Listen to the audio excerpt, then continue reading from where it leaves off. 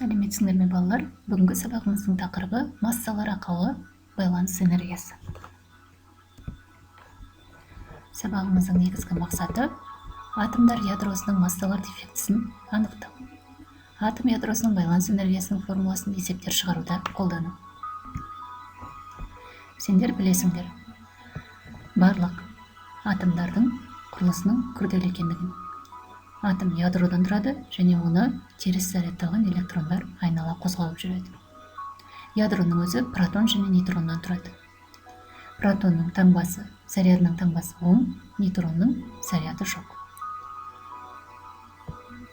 Протонның массасы шамамен 1,10^626 көбейту 10^27 дәрежесі килограммға тең. Нейтронның массасы 1,10^649 көбейту 10^27 дәрежесі килограммға тең.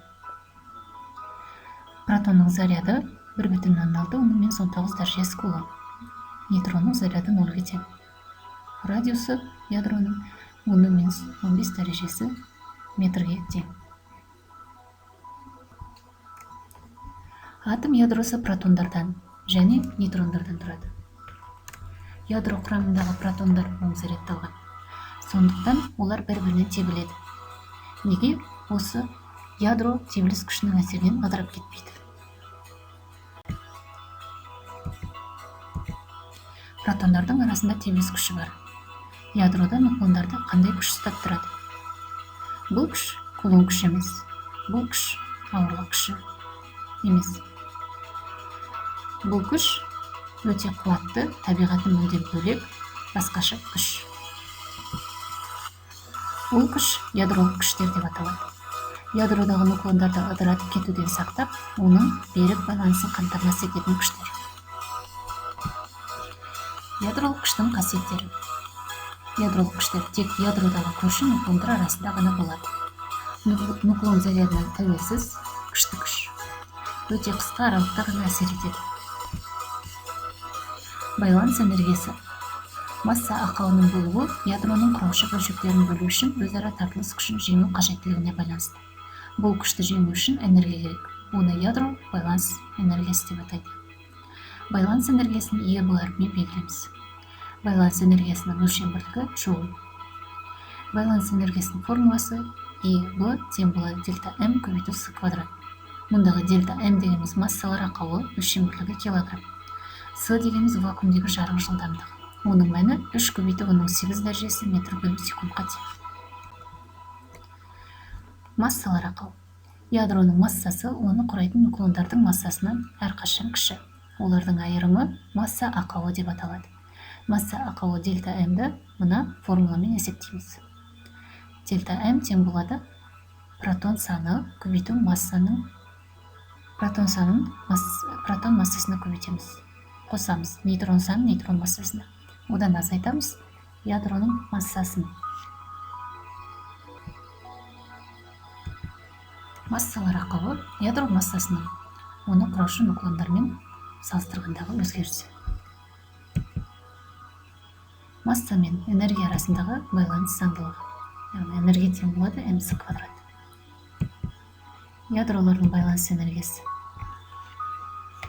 Ядролық физикада бөлшектер массасы массаның атомдық бірлігі өлшем бірлігі арқылы есептеледі.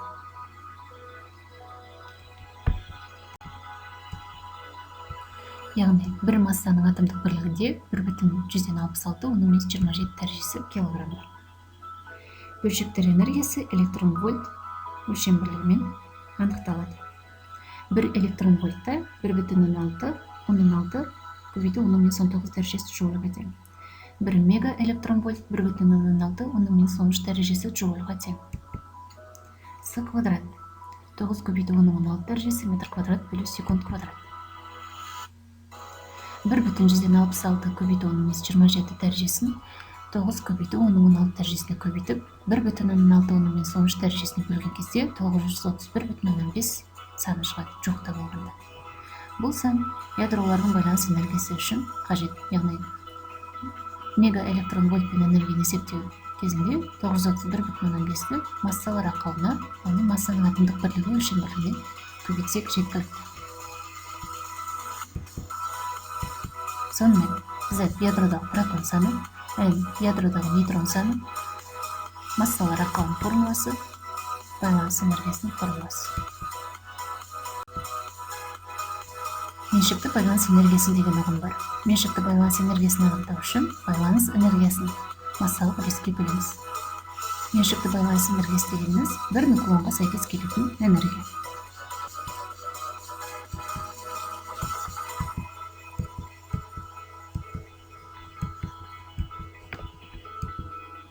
Мына есеп шығару мысалын талдасақ.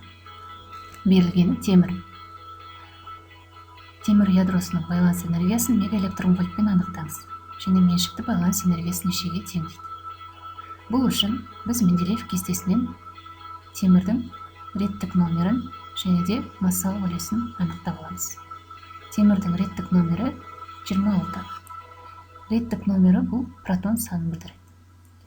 Массалық үлесі 56 деп жоқтап алсақ болады. 55,847 дегенді 56 деп жоқтап, А тең 56 деп жазамыз. Z дегеніміз протон саны 26-ға тең. Нейтрон санын анықтау үшін массалық үлестен протон санын азайтамыз. Сонда нейтрон саны 30-ға тең. Біз темірді толығымен ядролық құрамға талдадық. Протон санын, нейтрон санын анықтадық, массалық үлесін анықтадық. Ары қарай массалар ақауын анықтау үшін протонның массасы керек, нейтронның массасы керек.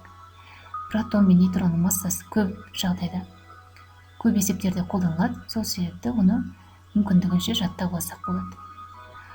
Жаңа протон мен нейтронның массаларын килограмм өлшем бірлігімен көрсетсек, мына есептің берілгенде протон мен нейтронның массалары массаның атомдық бірлігінде көрсетілген.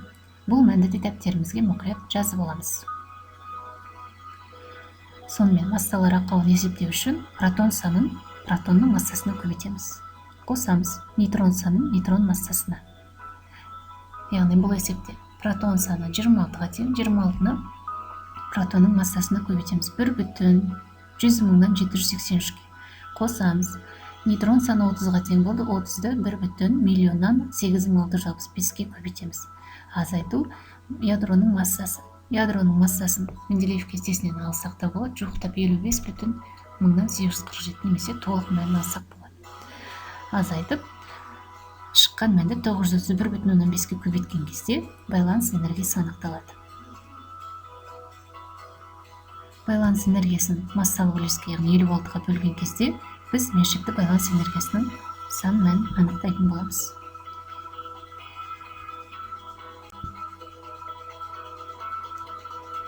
Мына элементтерді ядролық құрамға талдап, массалар ақауын есептен беріп алады. Гелий атомы. Төменгі жағындағы сан протон саны білдіреді, жоғарғы жағындағы сан массалық үлес. 4-тен 2-ні азайтқан кезде, яғни жоғарыдан төмендегіні азайтқан кезде нейтрон саны шығады. Массалар ақауын есептейміз. Көміртектің де массалар ақауын есептейміз. Оттектің массалар ақауын есептейміз. Осы есептеулердің барлығын жүргізіп, WhatsApp желісінен маған жібереміз. Сабағымыз аяқталды. Сау болыңдар.